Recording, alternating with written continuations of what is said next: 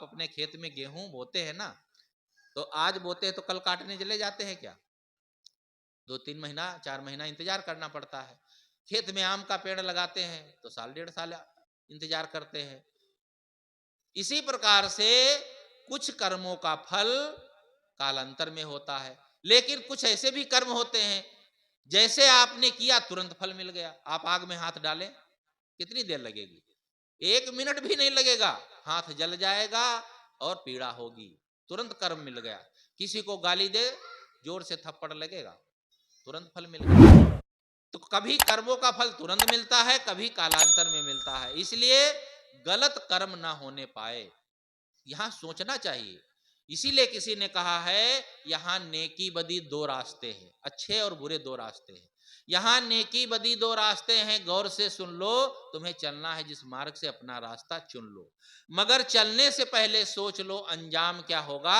भलाई कर भला होगा, बुराई कर बुरा होगा। इसमें कोई बहुत गूढ़ बात नहीं है। 4 वेद 6 शास्त्र में बात मिली है दो, तो सुख देने सुख होत है, दुख देने दुख हो। जिस आदमी के पास जो होता है वही तो देगा। जो राह करवा सो निकरे टोटी। आप क्रोधी हैं तो क्रोध देंगे, आपके पास धन है तो धन देंगे। आप विनम्र हैं तो विनम्रता का व्यवहार करें। जो आपके पास होता है वह दूसरे को हम देते हैं, तो अपने पास ऐसी चीज रखें जो दूसरे के लिए शांतिप्रद हो। इसलिए कर्म अच्छे करना। यह ना सोचे कि अरे जो करते हैं, कितने लोग चोरी डकैती करते हैं, बदमाशी करते हैं, और वो 2 नंबर का पैसा इकट्ठा करते हैं, घूस लेते हैं, कितने बड़े महल बना लिए हैं, कितना संपन्न है। कहां से संपन्न है? धन से ना। बड़ा महल बन गया। मन से संपन्न है, मन से शांत है। मन का ऐसे लोग महत्व नहीं समझते हैं। भले ही बाहर का वैभव बढ़ जाता है, बुरे कर्मों बुरे ढंग से धनार्जन हो जाता है, लेकिन मन किसी ऐसे लोगों का शांत नहीं रहता, प्रसन्न नहीं रहता, और समाज में वे प्रतिष्ठित भी नहीं होते हैं, समाज की प्रतिष्ठा भी नहीं मिलती है। इसलिए सोच समझ कर करें, कभी ना कभी उसका फल का जब आएगा तो आपको भुगतना पड़ेगा। एक व्यक्ति मारे क्रोध में अपने पड़ोसी की हत्या कर दिया, पता नहीं चला किसने किया, भाग गया, चला गया बहुत दूर, 100 किलोमीटर दूर। वहां पर एक आश्रम था, वहां पर रहने लगा। वहां आश्रम के जो महंत थे उसको चेला बना लिए। आश्रम के महंत खत्म हो गए तो वहीं का वो महंत बन गया, रहने लगा। बड़ी उसको सुविधा मिल गई साधु वेश में। लेकिन भाई संस्कार जो होते हैं वे तो जम जाते हैं, वे संस्कार तो उसके अंदर बैठे थे। इधर जब उसकी खोज हुई, हत्यारे की खोज होने लगी, पता नहीं चला तो सीबीआई जांच बैठाई गई। अब सीबीआई तो पता लगाते लगाते क्या कैसे घटना घटी, कहाँ गया होगा, कैसे, तो खोजते खोजते वो वहीं पहुंच गया। ये उससे पूछा लोगों से, ये कब से महात्मा रहते हैं? बताया 20 वर्ष पहले, और 20 वर्ष पहले घटना घटी थी। उसको संदेह हुआ, लेकिन ऐसे कैसे वो उसे गिरफ्तार कर सकता था? क्योंकि जब तक कोई सबूत ना मिले। वह उसका शिष्य बन गया और रहने लगा। 1-2 महीने तक उसकी सेवा किया, बड़े विश्वास पात्र बन गया। जब खूब विश्वास उसको हो गया कि यह जो मैं कहूंगा तो मेरी बात मानेंगे, बस विश्वास पात्र बन करके एक दिन उसने अपने मन की बात कही। कहा, भगवान मुझसे एक गलती हो गई है गुरु महाराज, लेकिन वो आज तक बताया नहीं। आप तो गुरु हैं, गुरु से कुछ छिपाना नहीं चाहिए, गुरु से कपट मित्र से चोरी ऐसी नहीं करना चाहिए। तो मैं अपनी बात कहता हूँ। वो बात बना रहा है, सीआईडी का आदमी, वास्तविकता नहीं है। तो कहा क्या? कहा मुझसे एक हत्या हो गई है, मर्डर हो गया है, मैं छिप करके आपके पास रहता हूँ, अगर कैसी ऐसी कोई समस्या आए तो आप संभाल लेना। और गुरु महाराज जो बने बैठे थे वो हत्यारे, उनको बस जोश आ गया। अरे तुम आराम से रहो, 20 साल पहले मैंने पड़ोसी को मार दिया, आज तक कोई पता नहीं लगा पाया, तुम काहे चिंता करते हो? ये साधु का वेश है ना, इसमें सब छिप जाता है। ओ अपना पूरी गाथा सुना दी, तो सब समझ गया। तुरंत फोन किया, पुलिस आ गई, पकड़ लिए गए, जेल हो गई। कितने दिन बीत गए थे? 20 साल। कहीं से कोई खबर नहीं मिल रही थी, उन्होंने स्वयं ही उगल दिया। क्यों? क्योंकि संस्कार तो बैठते हैं ना। जो संस्कार बैठ जाते हैं फिर वे हमें पीड़ा देते हैं। तो मन, वाणी और कर्म तीनों हमारे पवित्र होने चाहिए। अच्छे कर्मों की कमाई जिसने कर ली वह आज सुखी रहता है और आगे भी सुखी रहता है। कर्म हमारे अच्छे होंगे तो घर में ही मथुरा काशी होती।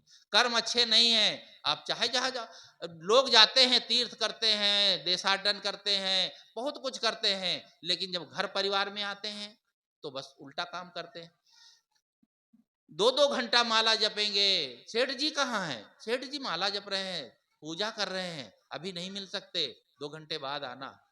लगता है बहुत मेहनत का काम कर रहे हैं, बहुत नौनो नेजा ऊपर तक इनकी भक्ति है, इनके ये पूजा पाठ चल रहा है, बड़े धार्मिक हैं। लेकिन दुकान पर जाएंगे तो चने में कंकड़ मिलाएंगे, हल्दी पीली मिट्टी मिलाएंगे, पता नहीं क्या क्या करेंगे। वो केवल वहीं तक हैं, इनका सबका जो है धर्म कर्म केवल ऊपर तक रह जाता है। एक सेठ जी ऐसे ही करते थे, जहां जहां कथा होती थी वो थोड़ी देर के लिए जरूर चले जाते थे, और जब जाते थे बीच में जब कथा खूब चल रही हो और दूर से कहें महाराज जय श्री राम, तो सब घूम के देख ले, हाँ ये सेठ जी आए हैं और बड़े धार्मिक हैं, जहां देखो वहां पहुंचते हैं। तो उनकी बिक्री बढ़िया होती थी, क्योंकि धार्मिक व्यक्ति के यहाँ जाएगा ग्राहक तो धार्मिक है तो गलत नहीं देंगे, सस्ता भी देंगे, अच्छा देंगे।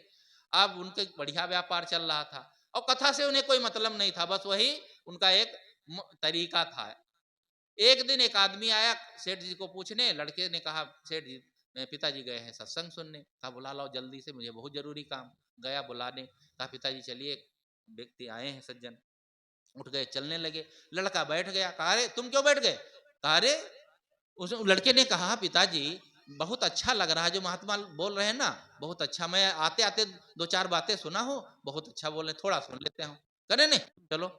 महात्मा ने कहा भाई इतनी देर से तुम सुनते हो और हर जगह जाते आते हो, बच्चा सुनना चाहता, थोड़ी देर बैठने दो।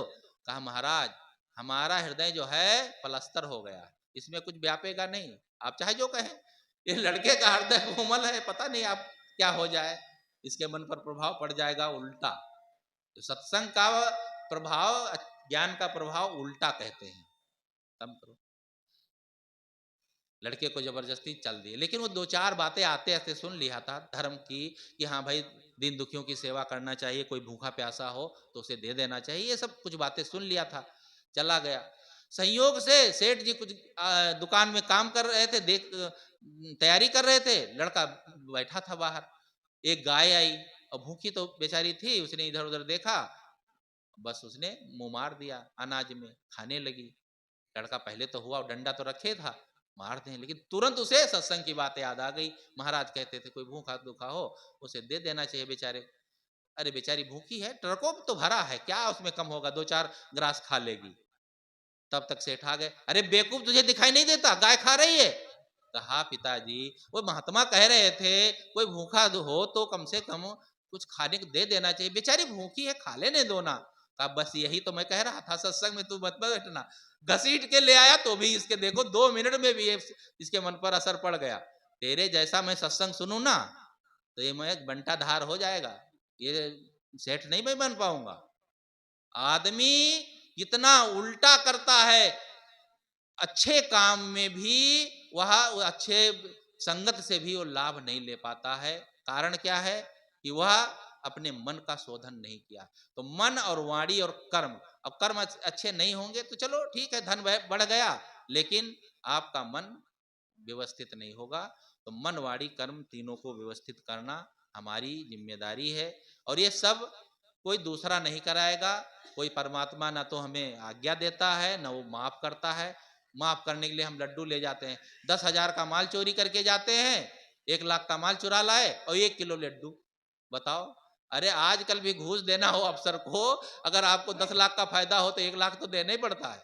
अब और लड्डू का भूखे हैं भगवान, बस उनको गोद दे दिए, बस हो गया, वो उधर से कुछ होता ही नहीं है, बस मन मान लेता है, बस हो गया, हमने गलत किया।